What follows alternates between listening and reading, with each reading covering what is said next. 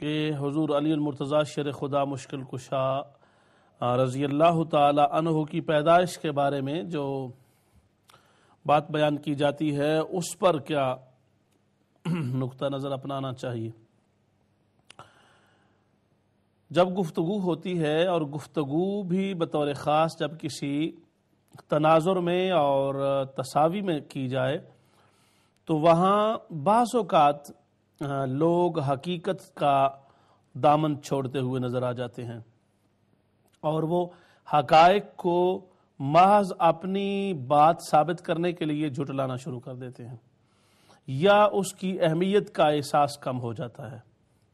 یہ بات مناسب نہیں ہے۔ علمی دیانت کا یہ تقاضا نہیں، بلکہ علمی دیانت کا تقاضا یہ ہے کہ جو بات حق ہے، سچ ہے، فضیلت والی ہے، اس کو مانا جائے، اور جو بات بے بنیاد ہے اس بات کو ہی بے بنیاد سمجھا جائے۔ پہلی بات تو یہ ہے کہ حضور مولا علی المرتضیٰ شیر خدا مشکل کشا رضی اللہ تعالی عنہ پر کسی طبقہ کی کوئی اجارہ داری نہیں ہے، نمبر ایک۔ نمبر دو، جو لوگ اپنا تعلق زیادہ شو کرتے ہیں ان سے، ان کا تعلق حضور مولا کائنات سے جتنا وہ شو کرتے ہیں اتنا ہے ہی نہیں، بلکہ اس کے مخالف ہے۔ اس کی وجہ یہ ہے کہ جو لوگ اپنا تعلق حضور مولا کائنات سے شو کرتے ہیں ان لوگوں کا پورا عمل اور ان کا انداز تبلیغ، انداز تدریس، انداز دعوت اور انداز تشہیر دین یا انداز تبلیغ دین ان کا مکمل طور پہ حضور مولا کائنات کی سیرت کے اپوزٹ ہے۔ حضور مولا کائنات علی المرتضیٰ شیر خدا نے 25 سال جن آئمہ کے پیچھے نمازیں پڑھی ہیں، جو ان آئمہ کو غلط سمجھتا ہے اس کا ایمان ہے ہی نہیں، وہ ایمان سے بھی خالی ہے۔ نمبر دو، وہ حضرت علی المرتضیٰ شیر خدا کے بھی مخالف ہے۔ اس کی وہ کوئی بھی تعویل پیش کرے، وہ لاکھ بار کہتا رہے کہ علی رضی اللہ تعالی عنہ نے دل سے نہیں مانا، لیکن یہ بات بالکل چڑھے ہوئے دن کی طرح جھوٹ، غلط اور بے بنیاد ہے کہ حضرت علی المرتضیٰ شیر خدا جیسی شخصیت کسی کو حق نہ سمجھے اور اس کے پیچھے نماز پڑھے۔ It's totally impossible. اور ایک نماز نہیں ہے، 25 سال نمازیں جس ہستی نے پڑھی ہیں اور جن کے پیچھے پڑھی ہیں، حضرت علی خود حق پر تھے، حق تھے تو حق والوں کے پیچھے نماز پڑھی ہے۔ تقیہ وغیرہ کا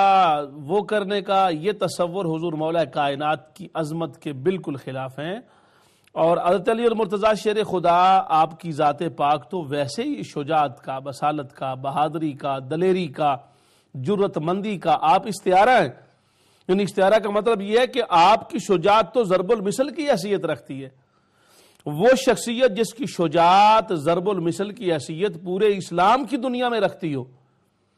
اور جس کو سرکار صلی اللہ علیہ وسلم جن کو ہر میدان میں پہلے نمبر پر بلاتے ہوں، بڑے سے بڑے پہلوان اور مقابل اور موازن کے سامنے لانے کے لیے،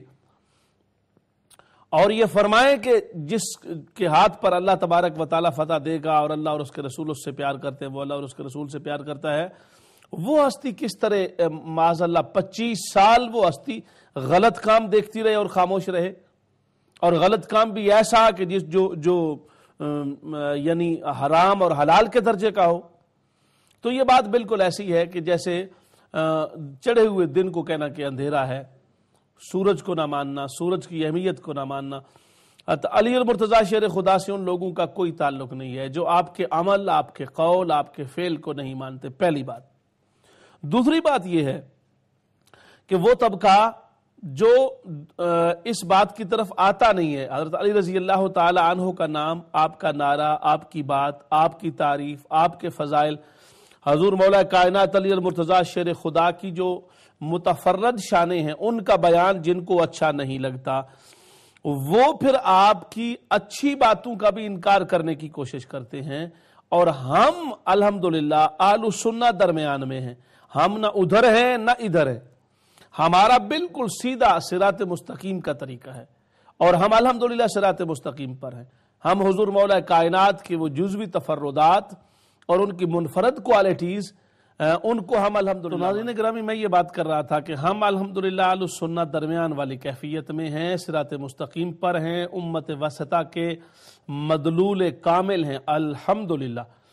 لہٰذا ہم یہ سمجھتے ہیں کہ حضور مولا کائنات رضی اللہ تعالیٰ عنہ کی جو خوبیاں ہیں وہ متفرد خوبیاں ہوں، منفرد درجے پر ہوں یا اجتماعی درجے پر ہوں، ان کو ہم مانتے ہیں۔ اور انہی خوبیوں میں سے حضرت علی رضی اللہ تعالیٰ عنہ کا کعبہ میں پیدا ہونا ہے۔ آپ کا کعبہ میں پیدا ہونا یہ ایک فضیلت کی بات ہے، فضائل میں آتا ہے، اور فضائل کے بارے میں ضعیف قول، ضعیف روایت بھی مقبول ہوتی ہے۔ ہمیں اس بات کی کوئی ضرورت نہیں ہے کہ ہم یہ کہیں کہ جی یہ تو کوئی خاص فضیلت کی بات نہیں ہے یا ایسی بات نہیں ہے، یہ بات کہنا بالکل غلط ہے۔ میکسیمم یہی ہے کہ اس سے حضرت علی رضی اللہ تعالی عنہ کی ایک فضیلت ہی ثابت ہو رہی ہے۔ تو اگر فضیلت ثابت ہو تو ہم تو ان کو ویسے بھی فاضل مانتے ہیں۔ کون سی فضیلت ہے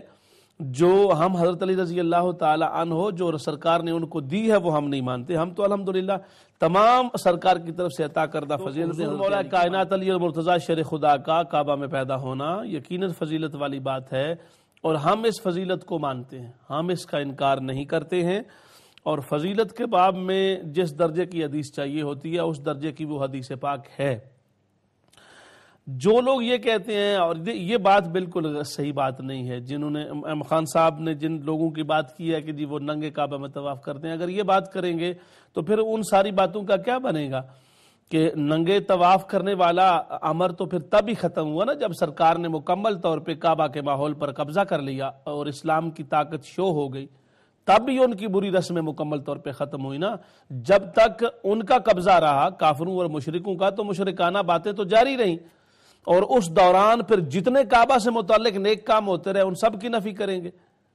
سیدنا صدیق اکبر کا خانہ کعبہ میں جا کے اللہ کی عظمت کا جھنڈا بلند کرنا،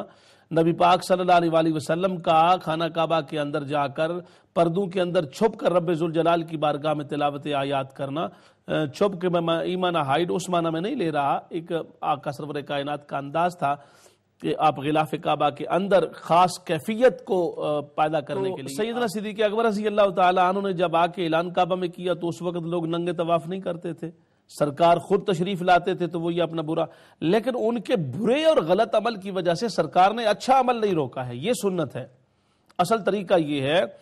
اگر کوئی برا عمل کرتا ہے تو کرتا رہے، اس برے عمل کے باوجود نیکی کا عمل نہیں چھوڑا جائے گا، اس طرح تو پھر معاذ اللہ نیکی ختم ہو جائے گی اور برا عمل جیت جائے گا۔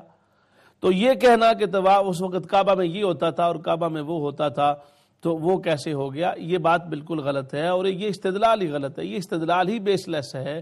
اور اس میں سوائے بغض علی کی بو کے اور کچھ نہیں ہے۔ یہ جس کسی نے بھی اس عمارت کو قائم کرنے کی کوشش کی ہے اور یہ استحالہ لیا ہے اس کو توبہ کرنی چاہیے اور ایسی باتوں کی طرف نہیں جانا چاہیے۔ جو صحیح بات ہے، سچی صاف ظاہر ہے،